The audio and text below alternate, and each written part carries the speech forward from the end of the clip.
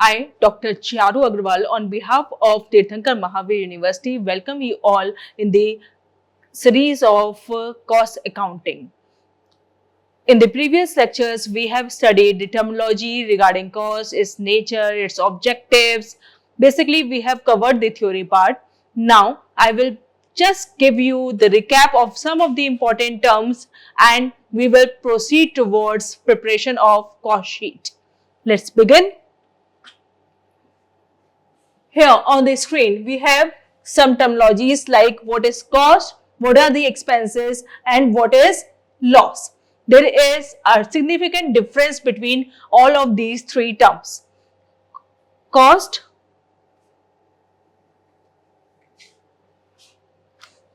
is the amount or equivalent paid or charged for something. ये वो चीज होती है जो आप कोई भी प्रोडक्ट या सर्विस बनाने के लिए जो भी चीजें आप प्रोक्योर कर रहे हैं उसके लिए आप पे करते हैं. It is use in the present continuous context. इस समय जिस समय आप प्रोडक्ट को बना रहे हैं या सर्विस को आप रेंडर करने वाले हैं उस समय जितने भी आप एक्सपेंसेस कर रहे हैं वो सब अगर उसका फिनिश गुड का पार्ट बन रहे हैं, फिनिश प्रोडक्ट का या फिनिश सर्विस का पार्ट बन रहे हैं तो वो सब आपकी कॉस्टिंग का पार्ट है. Possibility to recoup. It has the possibility to recoup मतलब it could be recovered within the span of time. ये वो कॉस्ट है, ये वो चीज है जो कि आप दूसरे से अपने कस्टमर से एक पॉइंट ऑफ टाइम के बाद रिकवर कर सकते हैं. Now we will study the second term, that is expense. What are expense? Cost used up in earning revenues. ये वो कॉस्ट है जिससे आप रेवेन्यू अर्न कर रहे हैं, from which you are earning something. ये वो कॉस्ट है. It is use in the past context. जो पहले आप कर चुके हैं उसके कॉन्टेक्स्ट में इसे यूज करते हैं and it can also be recouped. ये भी आप कवर कर सकते हैं. Now what is loss? Loss is the excess of expenditure incurred और रेवेन्यू अर्न. लॉस क्या है? ये हमारा एक्सेस ऑफ एक्सपेंडिचर है किसके ऊपर? जो आपने रेवेन्यू अर्न किया है. रेवेन्यू हमारा कम रह गया और एक्सपेंसेस हमारे ज्यादा हो गए, उसका जो सिग्निफिकेंट डिफरेंस आया दैट इज लॉस. ये भी हमारे पास्ट कॉन्टेक्स्ट में है. जब दोनों चीजें हो चुकी हैं, आपका रेवेन्यू भी दे चुके हैं और आपने एक्सपेंसेस भी कर लिए हैं, उसको रिकॉर्ड करने के बाद जो डिफरेंस आता है that is cost. No possibility to recoup and expired. इसमें कोई पॉसिबिलिटी नहीं है कि आप इसे रिकवर कर पाए. कॉस्ट दो टाइप से हमारी रिकॉर्ड होती है, एक्सपायर्ड और अनएक्सपायर्ड कॉस्ट. एक्सपायर्ड कॉस्ट के दो ब्रेकअप करे गए हैं. जो भी हमारे एक्सपेंस है, लॉस है जो हो चुका है वो हम कहां रिकॉर्ड करते हैं? That are recorded in the income statement. And all the unexpired cost जो कि फ्यूचर में हम जिसको काम में लेंगे वो सब हम रिकॉर्ड करते हैं recorded in the balance sheet. तो मतलब जो चीज हमारी हो चुकी दैट इज एक्सपायर्ड वो तो हमने रिकॉर्ड करी कहां? इनकम स्टेटमेंट में. और जो चीज हमारी नहीं रिकॉर्ड हुई that are recorded in the balance sheet. Moving further, what is cost sheet? Cost sheet is the representation of the elements of cost. Total cost के मैंने आपको तीन एलिमेंट्स बताए थे, material cost, labour cost and expenses. तीनों के ही दो सब पार्ट हैं, direct and indirect. Direct and indirect material, direct and indirect labour, direct and indirect expenses. तीनों के डायरेक्ट कंपोजिशन मतलब direct material, direct labour and direct expenses से मिलकर बनती है हमारी प्राइम कॉस्ट. और तीनों के इनडायरेक्ट पोर्शन से कवर होकर बनती है हमारी overheads. Indirect material, indirect labour and indirect expenses causes overhead. Overhead अलग अलग कैटेगरीज में हो सकते हैं, like production overheads, administration overheads and selling and distribution overheads. This is the division of cost. Like prime cost, जैसे मैंने अभी आपको बताया, प्राइम कॉस्ट तीन चीजों से मिलकर बनी है, direct material, direct labour and direct expense. Sum total of all the three direct elements of cost signified the total direct cost of production. जो आपके प्रोडक्शन करने में जो तीन डायरेक्ट कॉस्ट का कंपोजिशन बन के आता है that is prime cost. Businesses needed to calculate the prime cost of each product. किसी भी प्रोडक्ट को बनाने के लिए जो प्राइम कॉस्ट आ रही है, ये सिग्निफिकेंटली हर बिजनेस जानना चाहता है। Ensures product lines are generating a profit. कम से कम इससे हमें ये पता लग जाता है कि हम जो भी प्रोडक्ट बना रहे हैं वो प्रॉफिटेबल है या नहीं है, कितनी कॉस्ट मिनिमम हमें रिकवर करनी ही करनी है। So check here, direct material, direct labour, direct expenses, तीनों से मिलकर बनी prime cost. Then we added prime cost में क्या, फैक्ट्री ओवरहेड्स, तो बन जाती है हमारी फैक्ट्री कॉस्ट। फिर हम फैक्ट्री कॉस्ट में ऐड कर लेते हैं एडमिनिस्ट्रेशन ओवरहेड्स, वो बन जाती है हमारी कॉस्ट ऑफ प्रोडक्शन। फिर हम कॉस्ट ऑफ प्रोडक्शन में ऐड करते हैं सेलिंग एंड डिस्ट्रीब्यूशन ओवरहेड्स, तो आ जाती है हमारी टोटल कॉस्ट। तो बेसिकली हमारी कॉस्ट शीट में ये 3-4 टाइप की कॉस्ट जो होती है, that is prime cost, factory cost, cost of production and total cost. Cost centre, हम ये कॉस्ट शीट जो बनाते हैं हर कॉस्ट सेंटर के लिए बनाते हैं। कॉस्ट सेंटर क्या है, it is the main function of cost centre is to track expenses. जो मेन फंक्शन है कॉस्ट सेंटर का वो है एक्सपेंसेस को ट्रैक करना। Responsible for keeping cost in line with budget, no responsibility regarding revenues और इन्वेस्टमेंट डिसीजन, इससे इसका कोई रिलेशन नहीं है। Utilises cost centre data to improve operational efficiency and maximise profit. इनकी वर्किंग स्मूथ हो, एफिशिएंट हो, इस तरीके से हो कि हर कॉस्ट सेंटर मिनिमम कॉस्ट में मैक्सिमम वर्क कर सके। There are 2 types of cost center generally, जैसे प्रोडक्शन और service cost centre. Production cost centre वो है जो डायरेक्टली इन्वॉल्व है in manufacturing of the operations, और सर्विस कॉस्ट सेंटर हमारे वो हैं which are incidental to the production process and do not produce products directly. ये हमारे प्रोडक्शन डिपार्टमेंट को हेल्प करते हैं, but they are not directly manufacturing anything. Any cost which is incurred or charged to service cost centers must be reapportioned to production cost center. तो basically जो service cost centre हैं वो directly अपने आप में तो कुछ भी मैन्युफैक्चर नहीं कर रहे, तो ऐसा उनकी कॉस्ट भी नहीं होनी चाहिए, बट हाँ वो जो भी वर्किंग कर रहे हैं that is to support the production department to function better. और प्रोडक्शन डिपार्टमेंट अगर सही से फंक्शन नहीं कर पाएगा तो जाहिर सी बात है कि कोई भी प्रोडक्ट या सर्विस बन नहीं पाएगा फाइनली। तो इसलिए जो सर्विस कॉस्ट सेंटर की जो कॉस्ट है वो भी हमारी कहां शिफ्ट कर देते हैं हम, that is reapportioned into the production cost centres. This is the cost unit जिसमें हम अपनी कॉस्ट शीट को मेजर करते हैं। फॉर एग्जांपल शूज किस में मेजर होते हैं, पेयर में बनते हैं, कॉटन बेल में बनती है, स्टील का प्रोडक्शन टन में होता है, क्रूड ऑयल बैरल्स में, hotel room rent per day, carpet square foot में। तो a unit cost is total expenditure incurred by a company to produce, store and sell one unit of product or service. It measure includes all the fixed and variable costs associated with the production of a good or service. अब आती है हमारी cost sheet, statement representing the various cost incurred. Cost representation at different stages of business operation. It is prepared in the tabular format. It determines the total cost or expenditure made by the organization. It also represents cost of each unit of a product or service. It shows the various elements of cost and it is prepared at the regular intervals. जो हमारा format है cost sheet का वो ये है, हम बनाते हैं सबसे पहले कॉस्ट शीट, particulars,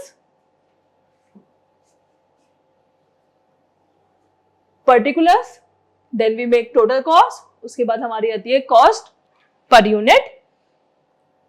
सबसे पहले मैंने आपको बताया था we required prime cost. Prime cost 3 चीजों से बनके मिली, direct material, direct labour and direct expenses. इन तीनों की हमने जो जो ब्रेकअप था वो यहाँ लिख दिया और तीनों को ऐड करके इनको पर यूनिट, जितनी भी यूनिट्स आपने बनाई हैं उससे जब हम डिवाइड करेंगे we arrive at the cost per unit. इससे हमारी प्राइम कॉस्ट आ गई। उसके बाद हम उसमें फैक्ट्री या वर्क ओवरहेड ऐड करेंगे तो हमारी फैक्ट्री कॉस्ट या फिर वर्क कॉस्ट आ जाएगी। उसके बाद हम उसमें office and administration overhead plus करते हैं तो आती है हमारी कॉस्ट ऑफ प्रोडक्शन। उसके बाद हम उसमें ऐड करते हैं सेलिंग एंड डिस्ट्रीब्यूशन ओवरहेड्स। उसके बाद आता है हमारा टोटल कॉस्ट ऑफ सेल्स और लास्ट में हम इसका डिफरेंस कैलकुलेट करते हैं फ्रॉम सेल्स। तो हमारा निकल के आता है या तो प्रॉफिट या फिर loss. Now we discuss the exclusions from the cost sheet, all those items which are not becoming the part of the cost sheet. Financial expenses are excluded from the cost sheet. Financial statements record नहीं होते हैं like cash discount, interest paid, preliminary expenses written off, goodwill written off, donations, income tax paid and dividend paid. इन सारी चीजों की place जो है वो आपकी इनकम स्टेटमेंट है in final accounts, not recorded in the cost accounting. ये कॉस्ट शीट का पार्ट नहीं बनेंगे। Now we prepare the cost sheet. Preparation of the cost sheet. Cost sheet is a document which provides for the assembly of detailed cost of cost centre और cost unit. किसी भी cost centre या cost unit को आपको detail में record करना है, detail में शो करना है, तो वो प्रिपेयर करता है क्या? Cost sheet. This is the definition given by CIMA UK। It also known as production statement. इसको हम प्रोडक्शन स्टेटमेंट भी कहते हैं। पर्पस क्या है इसका? It presents total cost and cost per unit of the goods produce. Total आपने जितना भी प्रोडक्शन किया उसमें आपकी कितनी कॉस्टिंग आई है यहां से वो शो हो जाता है। एंड इट ऑल्सो शोज कि आपकी एक यूनिट प्रोड्यूस करने की कॉस्ट कितनी है। It breakup of the cost element wise. Element wise हम इसमें कॉस्ट का ब्रेकअप शो करते हैं जो मैंने आपको स्टार्टिंग में बताया था। सबसे पहले प्राइम कॉस्ट आ जाएगी, उसके बाद फैक्ट्री ओवरहेड ऐड करके फैक्ट्री कॉस्ट आती है, उसके बाद ऑफिस ओवरहेड ऐड होते हैं, ऑफिस कॉस्ट आती है, उसके बाद selling and distribution expenses overheads add होते हैं, तो आती है हमारी total cost. It helps in the comparative study. ये वही फॉर्मेट है जो अभी दिखाया गया था आपको।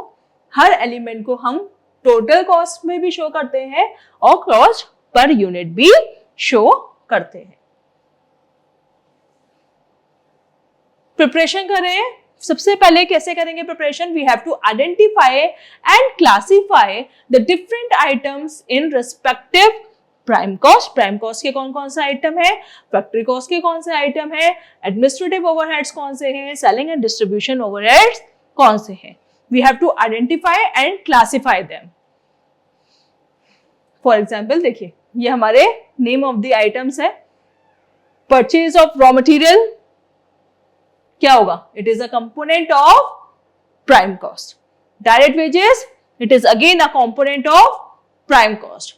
Office appliances maintenance, office cost. Plant and machinery maintenance, ये कहा जाएगी factory cost. Factory building rent, factory cost. Factory supervisor salary, factory cost. Sales commission, selling and distribution overhead में। Factory lighting, factory cost. Sales traveling, selling and distribution overheads. Freight incurred on material. Material के लाने पे आपका खर्चा हुआ है. It becomes the cost of, yes, direct cost, prime cost. Office rent, office cost. Sales promotion, selling and distribution overheads में आएगा. Office salary expenses, office cost में आएगा. Manager salary ब्रैकेट में लिखा हुआ है फैक्ट्री, तो ये कहाँ जाएगा? फैक्ट्री कॉस्ट में. डेप्रिसिएशन प्लांट का, factory cost. Work in progress, factory cost. Marketing salaries, selling and distribution expenses का पार्ट बनेंगी. Distribution cost, selling and distribution. Customer service cost, selling and distribution. Rates and insurance office का लिखा हुआ है तो office cost. Lubricating oil, ये हमारा use होगा फैक्ट्री कॉस्ट में. Factory repairs and maintenance, factory cost में. Running expenses of machine, factory cost में. Labour amenities, factory cost. Carriage outward, factory cost. Sundry office expenses, office cost. Salesman salaries, selling and distribution cost, advertising selling and distribution में आएगी, directors fees office cost में आएगा, bad debt written of, ये आएगा क्या? नहीं आएगा। It is financial expenses, ये हमारे किसका पार्ट बनेंगे? फाइनेंशियल अकाउंटिंग का। कंज्यूमेबल्स, अगर ये डायरेक्ट है, डायरेक्टली फिनिश गुड का पार्ट बन रहे हैं तो ये डायरेक्ट कॉस्ट में जाएगा। कैरेज इनवर्ड प्राइम कॉस्ट में, expenditure on sales report selling and distribution overhead में जाएगा। इस तरीके से आपको न्यूमरस आइटम्स गिवन होते हैं एक क्वेश्चन में और हमें उसको क्लासिफाई करना होता है। For example rent for showroom office cost, legal charges, यह हमारे इसका पार्ट नहीं है। Plant depreciation factory cost, director की salary office cost, bad debt written off, मैंने कहा ये हमारे आइटम रिकॉर्ड नहीं होगा। Now we will solve the numerical. देखिए पहले हम क्वेश्चन ध्यान से पढ़ लेते हैं। इन्होंने हमसे कहा है prepare a cost sheet of the following data relating to the manufacturing of bulbs. Bulb manufacture कर रहे हैं और उन बल्ब्स की मैन्युफैक्चरिंग की इन्होंने हमसे कहा है कि you should prepare a cost sheet. So the number of bulbs manufactured in a month is 1000 and a profit margin of 20% on the total cost of good is expected to the sale of bulbs। उन्होंने कहा 1000 units मतलब 1000 bulbs का हम production कर रहे हैं और उसमें आपको 20% का प्रॉफिट लेना है, that is to on total goods cost of goods sold. ठीक है, उसके बाद आप सेल्स डिटरमाइन कर सकते हैं। जो आइटम दिए हुए हैं वो है हमारे direct material consume. Direct material consume क्या होगा हमारा? ये होगा हमारा प्राइम कॉस्ट। डायरेक्ट लेबर, ये भी अगेन हमारा प्राइम कॉस्ट का पार्ट है। इनडायरेक्ट लेबर इन फैक्ट्री, ये जहां जाएगा फैक्ट्री कॉस्ट में जाएगा। सुपरवाइजर कॉस्ट इन फैक्ट्री लिखा हुआ है, it will become the part of factory cost. Factory rent again factory cost. Factory lighting factory cost. Factory maintenance consumables, ये भी फैक्ट्री कॉस्ट में जाएगा। Depreciation of machine factory cost. Office overheads हमें दिए हुए हैं, ये ऑफिस कॉस्ट में जाएंगे। ऑफिस की सैलरी अगेन ऑफिस कॉस्ट में जाएगी।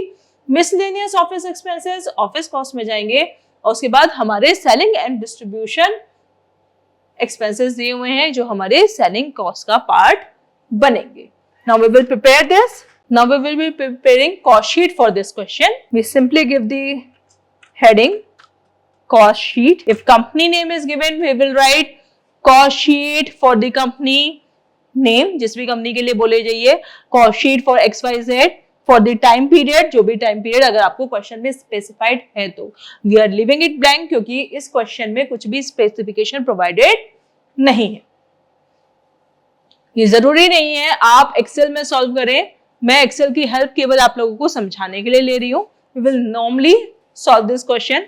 इसमें हमारी 3 हेडिंग पड़ती हैं। पर्टिकुलर्स, किसके रिगार्डिंग खर्चे हो रहे हैं, ये हमारी टोटल कॉस्ट आएगी और यहां आएगी हमारी cost per unit. Total cost और कॉस्ट पर यूनिट। जैसे कि आपको गिवन है क्या, सबसे पहले हमें गिवन है डायरेक्ट मटेरियल कंज्यूम 20,000 और जिसमें हमारी 1000 यूनिट बन रही है तो it will B 20 per unit. ठीक है, उसके बाद हमने यहाँ क्लासिफाई कर ही लिए थे अपने आइटम्स। सॉरी थोड़े से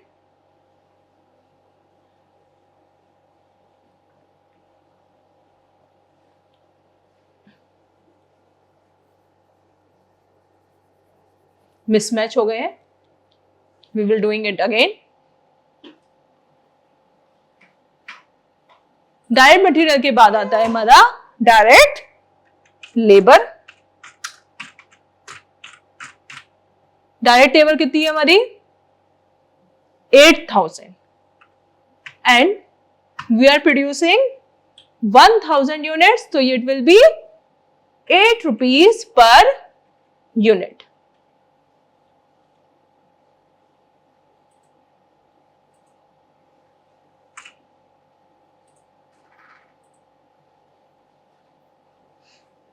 इनडायरेक्ट लेबर फैक्ट्री की है, ये फैक्ट्री कॉस्ट था। सुपरविजन फैक्ट्री का है, ये फैक्ट्री कॉस्ट था। फैक्ट्री रेंट हमारा फैक्ट्री कॉस्ट था। फैक्ट्री राइटिंग हमारा फैक्ट्री कॉस्ट था। फैक्ट्री मेंटेनेंस कंज्यूमेबल्स भी हमारा फैक्ट्री कॉस्ट है। डेप्रिसिएशन ऑफ मशीन भी फैक्ट्री कॉस्ट है। ऑफिस ओवरहेड ऑफिस कॉस्ट था। ऑफिस की सैलरी ऑफिस कॉस्ट है। मिसलेनियस ऑफिस एक्सपेंसेस भी हमारे ऑफिस कॉस्ट है। सेलिंग एंड डिस्ट्रीब्यूशन मैंने सेलिंग कॉस्ट कहा था। तो मतलब अब कोई भी कंपोनेंट हमारा प्राइम कॉस्ट का बाकी नहीं रह गया है। कोई भी ऐसा एक्सपेंस मुझे यहाँ नहीं दिख रहा जो कि डायरेक्ट रिलेटेड हो, जो कि डायरेक्ट एक्सपेंस हो। तो इसमें यही दो एलिमेंट्स के साथ हम इसे बाइंड अप कर लेंगे। We will get the prime cost. Prime cost will be 20,000 plus 8,000 28,000 और यहाँ पर यूनिट में आ जाएगी हमारी 28। प्राइम कॉस्ट के बाद आती है हमारी क्या, अब हम इसमें ऐड करते थे फैक्ट्री से रिलेटेड सारे खर्चे। तो जितनों के आगे मैंने लिखा है फैक्ट्री कॉस्ट वो हम लिख देंगे यहाँ, just like indirect labour. Indirect labour कितनी है हमारे 2,500, जिसको हम मैं अगर यहां लिखूंगी it will be 2.5, it will be 2.5। फिर supervision cost, we will write supervision cost. How much is the figure 1,000 and we are producing 1,000 unit, it will be 1 per unit। Supervision cost हो गई। उसके बाद आती है हमारी factory rent. Factory rent how much, factory rent कितना है, factory rent is 1,600 that is 1.6। then factory lighting,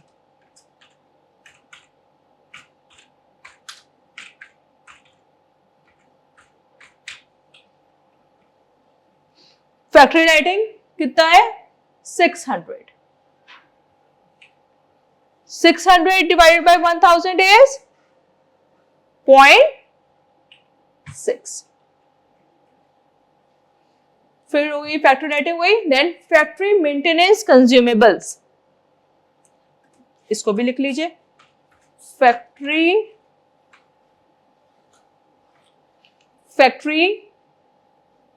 maintenance consumables, factory maintenance consumables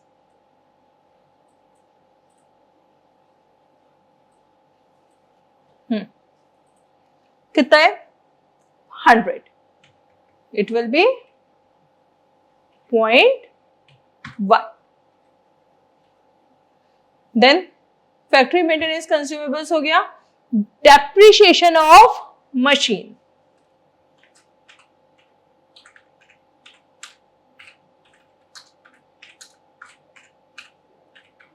पूरा लिखेंगे। Depreciation of machine, how much is the figure 500, that is 0.5। then we have, अब यहाँ पे सारे factory से related office overheads हमारे फिनिश हो गए। अब हम इसको प्राइम कॉस्ट के साथ एड अप करेंगे and we will arrive at the factory cost. कितना हुआ था 28,000 ऑलरेडी कर चुके हैं हम, ये हमारा ऑलरेडी हो गया था 28,000। 28,000 में अब नीचे वाली सब ऐड करिए। I will be summing it out. You can take help of a simple calculator. हम चाहे हम कैलकुलेटर की हेल्प से इसको डिटरमाइन कर सकते हैं। Just we are doing it. कैसे, it will be 28,000 plus 2,500 plus 1,000 plus 1,600 plus 600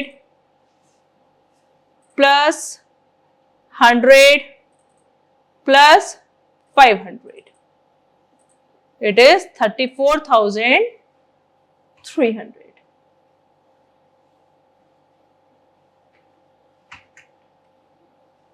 similarly हम यहां पे भी करेंगे यही काम. सिंपली 28. वैसे देखिए हमारा आंसर आना चाहिए 34.3, बिकॉज अभी तक हमारी कॉस्ट आई है 34,300 और वी आर प्रोड्यूसिंग 1000 बल्ब्स, तो it will B 34.3 per unit. देखते हैं यहां से हमारा आंसर मैच हो रहा है नहीं. 28 plus 2.5 plus 1 plus 1.6 plus 0.6 plus 0.1 plus 0.5, 34.3. Got the same figure?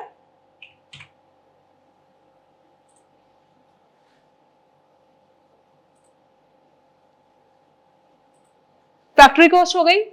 Factory के बाद आता है किसी बारी ऑफिस से रिलेटेड एक्सपेंसेस के. तो हम यहाँ 3 ऑफिस एक्सपेंसेस देख पा रहे हैं.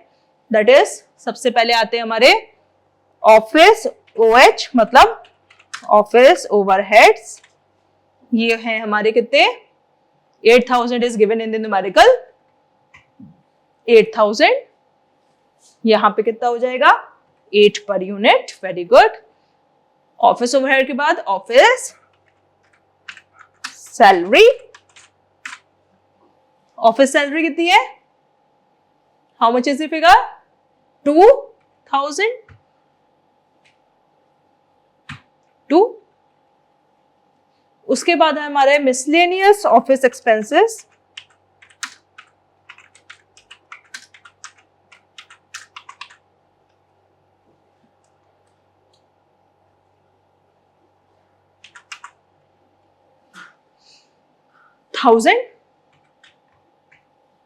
which is again 1 per unit. इसके बाद मैं जो निकालूंगी दैट इज ऑफिस कॉस्ट. कितनी हुई, फिर कर लीजिए. 34,300 plus 8,000 plus 2,000 plus 1,000, it is 45,300. 45,300. Manually अगर हम इसे कंप्यूट करें तो 34.3 प्लस 8 42.3, 42.3 प्लस 2 44.3 और 1 हम और ऐड कर देंगे दैट इज 45.3. 45.3 और इस फिगर को आप 1000 से अगर डिवाइड करेंगे you will arrive at the same thing. This is done. अब इसके बाद बस एक एक्सपेंस रह रहा है हमारा that is selling and distribution overheads.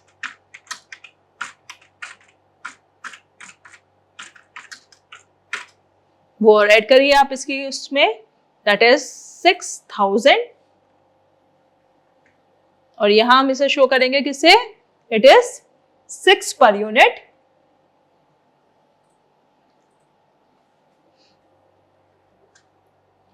ये हमारी आएगी क्या,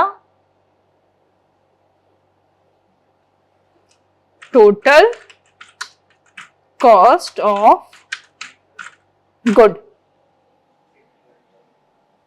दैट इज 45,300 plus 6,000 is 51,300. 51,300 और यहां पे भी हमारे आ गई कितनी 51.3. तो बेसिकली अभी तक के स्टेप्स का अगर आप रिकैप करें तो हमने क्या क्या किया है. हमने सबसे पहले ये प्राइम कॉस्ट कंप्यूट करी है.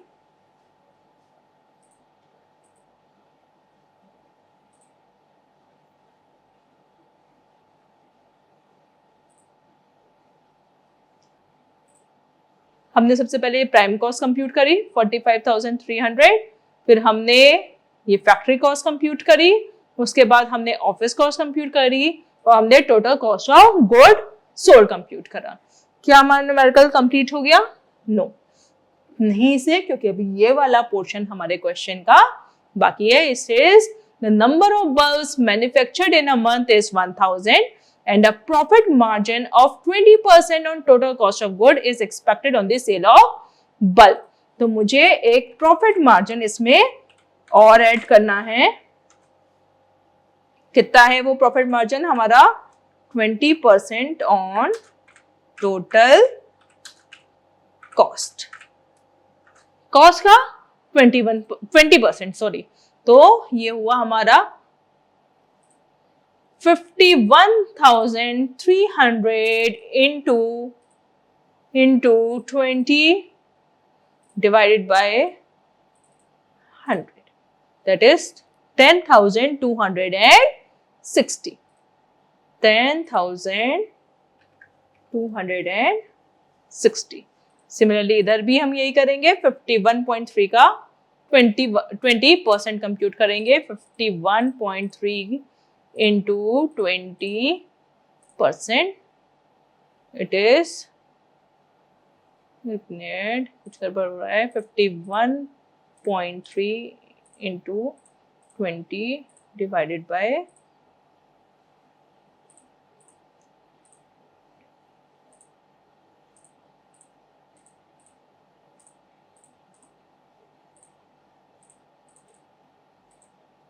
10.26।